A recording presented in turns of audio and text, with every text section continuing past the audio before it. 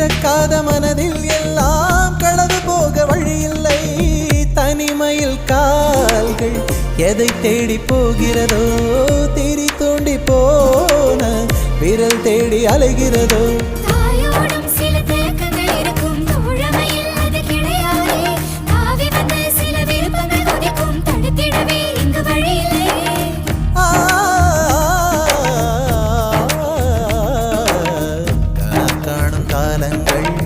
கரைந்தோடும் நேரங்கள் கரையாத கோலம் போடுமோ.